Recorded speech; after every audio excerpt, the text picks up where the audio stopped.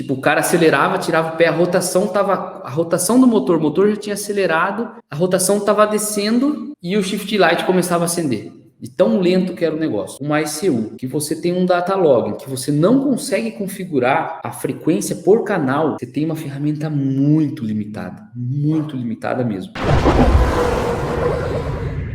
A sua função como cara que vai configurar uma injeção eletrônica é configurar o data logging para estar alinhado frequência de aquisição com o que você está medindo. Temperatura do motor, frequência baixa, beleza? Rotação, frequência mais alta. Pô, pelo menos 50 Hz ali para você conseguir ver um negócio decente, tá? E aí entra em alguns problemas. Tem algumas injeções que não tem a possibilidade de você escolher frequência individual por canal. Então, tipo, você pode escolher a frequência de aquisição, mas é a frequência do data log inteiro. E isso é muito ruim. Por que isso é muito ruim? Você fala, Roberto, mas por que eu não coloco 50 Hz para tudo, então? Por causa do seguinte, galera. É uma memória. Data logging, você grava aquilo numa memória. Se você coloca 50 Hz para tudo, você vai gravar a temperatura do motor 50 vezes por segundo, a temperatura do ar 50 vezes por segundo, temperatura de óleo 50 vezes por segundo, a tensão da bateria 50 vezes por segundo. Tudo isso não precisa ser gravado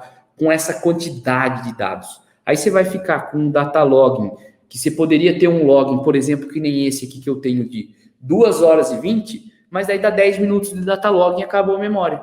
E você está cheio de dado inútil. Fica pesado o data logging e você tem um monte de dados que não servem para nada. Não é que não servem para nada, você consegue fazer análise, mas é desnecessário. É desnecessário você gravar. Então, quando você tem uma ECU, que você tem um data logging, que você não consegue configurar a frequência por canal, você tem uma ferramenta muito limitada mesmo. Se você, por exemplo, estou trabalhando com carro de arrancada, então o cara dá uma puxada de poucos segundos e daí você tira o data logging depois. Isso não é um problema. Agora, por quê? Porque se o data logging ficar 7 segundos de data logging, né? Cara, se você gravar a 50 Hz, você não vai ficar com um logging pesadíssimo. Agora, vai trabalhar com rally, com moto, com carro de rua, com protótipo, com qualquer coisa que não seja um tiro curto como o de arrancada, já prejudica. Por quê? Se você colocar uma frequência baixa, você não tem um data logging. Galera, eu cansei de ver, realmente não me recordo qual injeção nacional que era, que também tinha essa limitação, que você não consegue escolher a frequência por canal. Você escolhia só a frequência do data logging.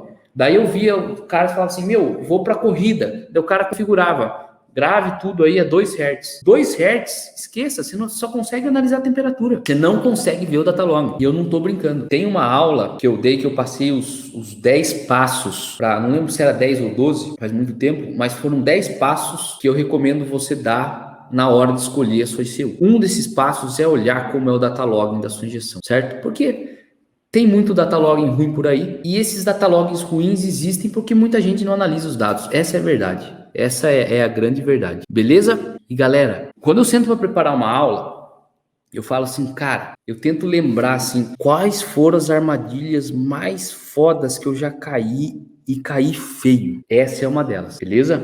Tem que tomar muito cuidado. Você pode olhar no site da Toyota e você vê assim, o Corolla tem volante de couro. E daí você vai olhar, por exemplo, no site da Aston Martin e falar, ó, esse Aston Martin aqui tem volante de couro, com revestimento em couro. Não é o mesmo couro, cara. E tá escrito que os dois têm volante revestido a couro. Não é. Se você colocar a mão, você vai ver que não é. Então, esse é um dos pontos que eu falo, cara, o data logging da Montec é um negócio absurdo. Você consegue colocar 500 Hz, 1000 Hz, dependendo do que você... Vou dar um exemplo, NOC. Se você quer fazer uma análise NOC, você não pode colocar o negócio a 10 Hz ali, tá? Então, esse é um ponto muito importante, certo? Mas muito importante mesmo. Eu já vi fabricantes, não vou nem falar se é nacional ou não, mas você pega o data logging e você fala assim, cara, ó, eu já vi isso, galera, vou mostrar para vocês aqui. Você fala assim, bom, se o data logging está gravando a 10 Hz, então o que isso significa? 10 vezes por segundo, certo? Então o que você espera? que você tem um ponto aqui, se ele, vamos supor que ele está no 0 segundos, tá? O próximo ponto aqui, você espera que seja o quê? 0,10.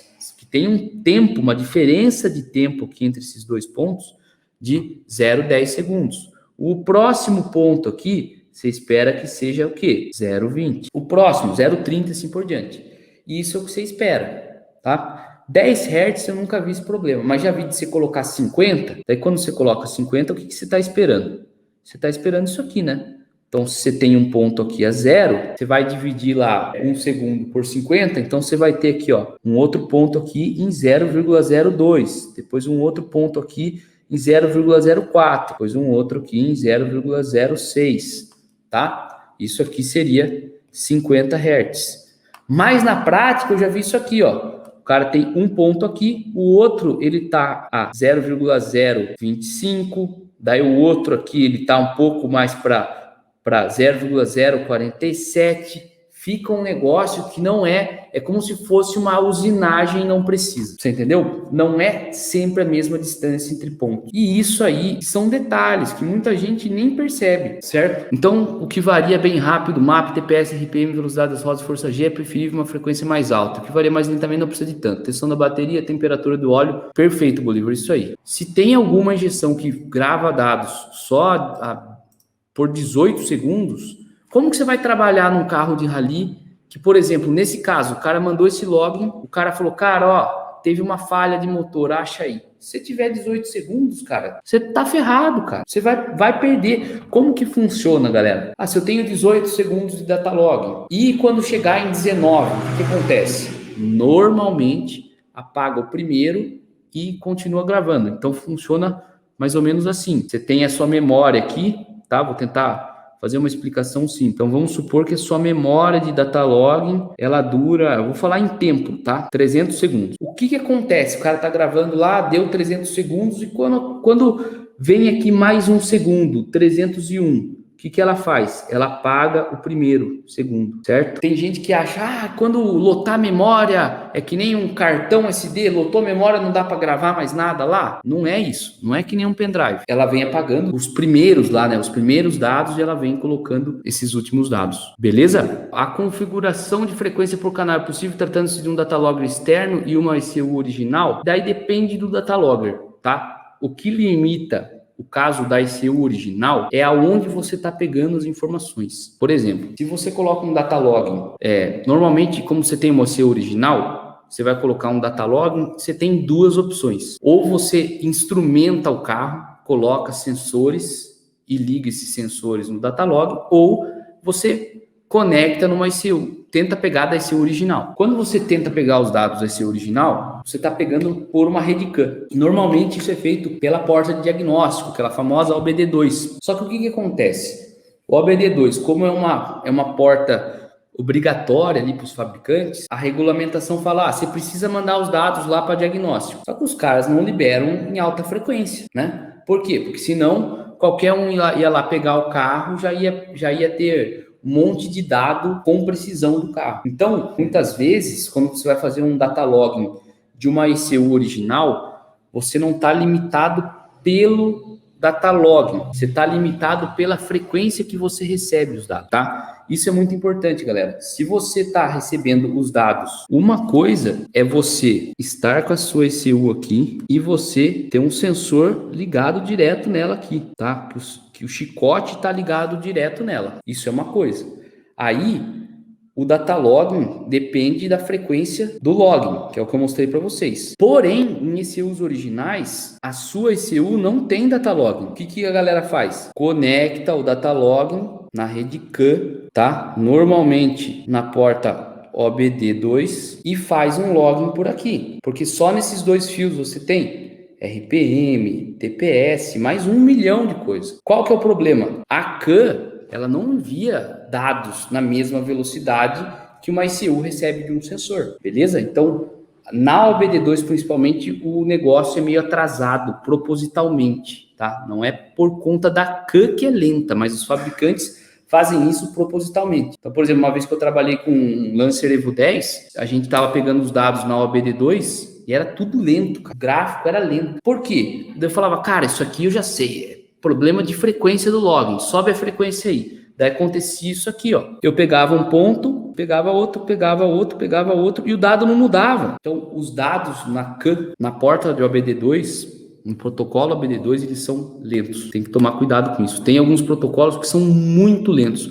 Antes da protocolo OBD2, tinha os protocolos lá, mas não é muito lento. Eu lembro que uma vez eu configurei um Shift Light, né? Shift Light são aquelas luzes lá de troca de marcha, né? E a rotação estava vindo da CAN, mas a CAN era um Subaru antigo, a CAN era muito lenta. E, cara, isso eu tô falando, talvez o produto que eu tava usando não fosse bom também. Tipo, o cara acelerava, tirava o pé, a rotação do motor, o motor já tinha acelerado, a rotação tava descendo e o Shift Light começava a acender.